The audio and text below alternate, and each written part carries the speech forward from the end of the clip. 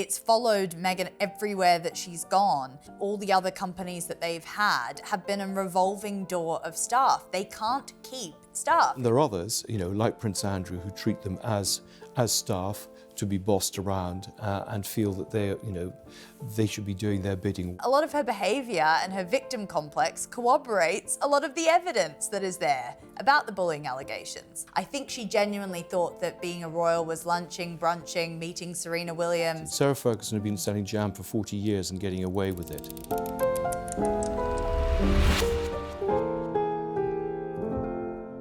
Welcome to Royal Exclusive Rewind, where we delve back into the files and relive some of the highlights and lowlights of royal family history.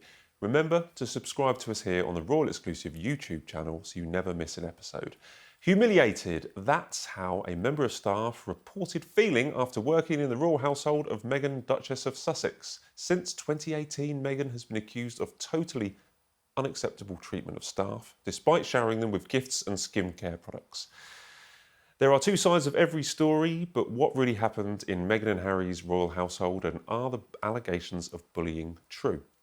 I'm The Sun's royal editor Matt Wilkinson, and joining me to discuss all this and more is news commentator Samara Gill and broadcaster and author Dr. Andrew Lownie.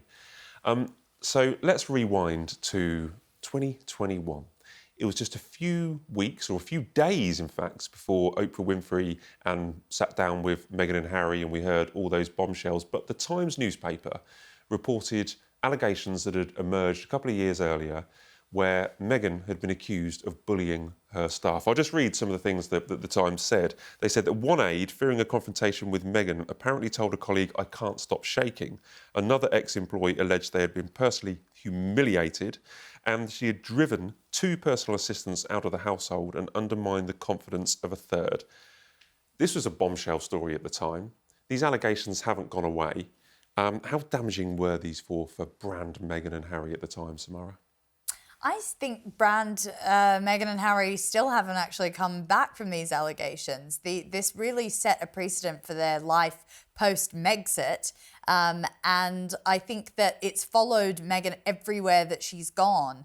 And I think it was also very revealing because, there were certain little leaks and different things like that, but these were damning allegations. And I also think it exposed the cultural differences between Meghan and the palace, and basically what caused that. Because a lot of people say that she was coming in with her California personal assistant, Hollywood type A personality, and she was treating people like Angela Kelly, who were the Queen's former dresser, like they were some sort of staff on the payroll. And that's not the actual that's not the way that royal staff want to be treated. They're part of the institution, they're part of the monarchy, and they are not just some sort of personal assistant getting you a salary juice. Well, this is really interesting because we'd heard rumours just after Meghan had joined that all wasn't well behind palace doors, and maybe she wasn't the most liked amongst palace staff. We later learned, via the Times story, because these were actually emails sent by Jason Knorf to the private secretary raising concerns. This wasn't just gossip behind the scenes. This was, I'm worried about the treatment of staff, and he's raised it to his superior. But we understand that William and Catherine were aware of this, and this alleged treatment from Meghan to her staff did cause the split, or help cause the split between William and Catherine and Meghan and Harry. Well, I think Samara's right. There's a different style, clearly. She doesn't know how to behave. Catherine adapted to the institution and knows what the unwritten rules are. I do think that Fergie had the same problem. She came into the royal family and she began to be pretty high-minded about things, or high-handed, about things, and that has rapid turnover of staff. And I think one of the reasons that the bullying report hasn't been published, partly to keep a sort of something to hold against the Sussexes, but also because if they published that report, they would then have to sort of say, well, why haven't you investigated other members of the royal family who also were bullying to staff? So there was an investigation. Buckingham Palace did launch an investigation before they actually did say that they're going to, interview people. The Sussexes did deny it. which of course they're going to do. And they also claimed that it was a little bit dodgy that this report had come out just days before, as I said earlier, Meghan and Harry's Oprah interview. They said the timing is not coincidental. What do you think? Well, timing is never coincidental. I mean, that's why it's called timing. And of course, they use the opportunity to perhaps send out a warning signal across, or to try and change the narrative. But it doesn't mean what was reported is not true.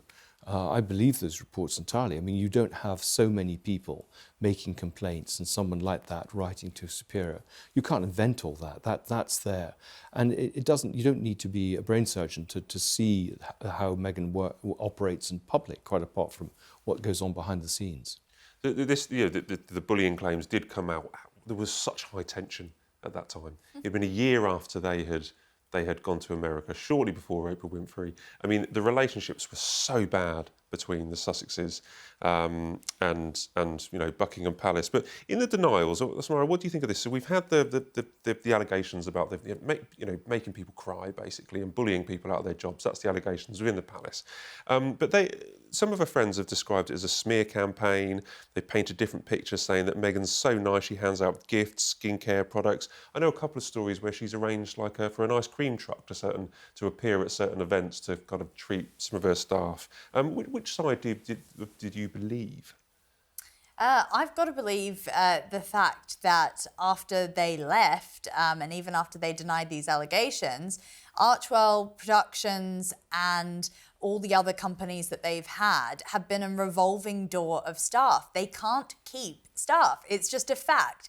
They have people resigning after 6 months, left, right and centre, and people not happy with the treatment that Meghan and Harry give them. You know, they talk about fractures within their relationship internally, the power play that they see when they work alongside the Sussexes. And yes, I mean, you pinpoint these ice cream trucks and skincare and different packages. This is all stuff that is out in the public for a reason. We know it because it was a photo opportunity. Meghan is clearly trying to rehabilitate her image, but unfortunately, as this famous line, dictator in high heels, came out in the Vanity Fair piece, I believe, it just follows her around everywhere she goes. And unfortunately, when you see her in public and when you see her in interviews, a lot of her behaviour and her victim complex corroborates a lot of the evidence that is there about the bullying allegations. You mentioned there, when the bullying allegations first came out in the UK, you thought, oh, is it the case of that just, the traditional palace staff can't cope with this whirlwind of American woman, with her own career coming in and wanting to change things? But you're right, because there were articles in the US, I think it was Hollywood Reporter, Daily Beast, you've mentioned there, I think Vanity Fair, where they were saying that, she threw tantrums, sent angry 5 a.m. emails, she was called a dictator in high heels, Duchess Difficult, running around barking orders. These are the same complaints. It's not just in the UK. They come from multiple places, including breaking up relations in her own family. And I mean, the ice cream vans and things just look so phony. It's just the sort of thing you might do, not from a genuine wish to please people, but because you think this is good PR and you're not very good at it. There was you mentioned there about the investigation earlier that there was an actual probe, that people were actually questioned, but we haven't seen it. It hasn't been published. It's been buried, in effect. Why do you think that is, Andrew? Well, I think it's been kept back for a rainy day, and if they need to show it to her to perhaps bring her into line, that could be used then. I think, again, it raises questions about other members of the royal family who may have been bullies. And if that's published, then there may be people coming forward and say, well, why didn't you investigate, for example, Prince Andrew or Sarah Ferguson, who behaved in exactly the same way? Well, the former staff, the ones basically in the UK that appeared in this bullying report, they've called themselves the Sussex Survivors Club. So they've kind of banded together and used a bit of gallows humour about what happened. But is anyone able to give me an insight into you might know, Andrew, palace staff, are they genuinely treated well? I know we talked about William and Catherine, the fact that they are adamant that their staff should be treated with not just a modicum of respect, but a huge amount of respect. Are palace staff normally treated politely? Well, I think it varies between the different members of the royal family. So, for example, the Queen Mother, I think Charles, William and Catherine all treat people as if they're almost sort of friends. They're part of a family, as you say, part of the community of the institution. Huge respect for them. They know they're not paid very well. They work very long hours. They have to be very loyal. Then there are others, like Prince Andrew, who treat them as staff to be bossed around and feel that they should be doing their bidding, whatever. And I think it comes down partly to training, background, but also down to character. But I think it's true of anyone employing staff. Some people treat them as inferiors and others treat them as professionals to be respected. Do you feel any sympathy for the idea that it was a clash of cultures, or that she didn't really understand how, the household worked, or that she was under a huge amount of stress? Do you feel there's any mitigating factors for these allegations against Meghan? Well, some would say, oh, even if she is a bully, well, what's the problem? Maybe she's just a sort of woman with conviction. Well, the problem is that she presents a completely different sort of persona out to the public. She wants us to believe that she's this be kind, anti-online bullying advocate who makes jam in her kitchen and dances to sort of jazz music all day. Unfortunately, that doesn't seem like it's the reality. And I think the public's really sick of being presented with this alternate version of her that she's trying to sell us in a very cheap Netflixy way, when the reality of the situation is much darker and nefarious. And I just think people don't like those who are two-faced. And unfortunately, Meghan, time and time again, has been revealed to be that way. Yes, she's a narcissist and a fake. And I mean, I think that she was met with a lot of goodwill. I mean, I remember King Charles walking her up the aisle. I think people bent over backwards to try and help her assimilate herself into the royal family. I think Sophie and Catherine both offered to help her, and she rejected that. She had Prince Harry there, who knows what the unwritten rules are. So I don't think there's any excuse. When you join, if you join a big company or you move to another country and become a citizen, you kind of adapt to the rules of wherever you've gone to. You don't try and impose your own background or culture on it, and that's part of the problem. And she was no spring chicken. To be respectful and polite. To be honest, she was in her late 30s or mid 30s. She was a fully grown individual who had a career and obviously had staff when she, that worked for her when she was an actress.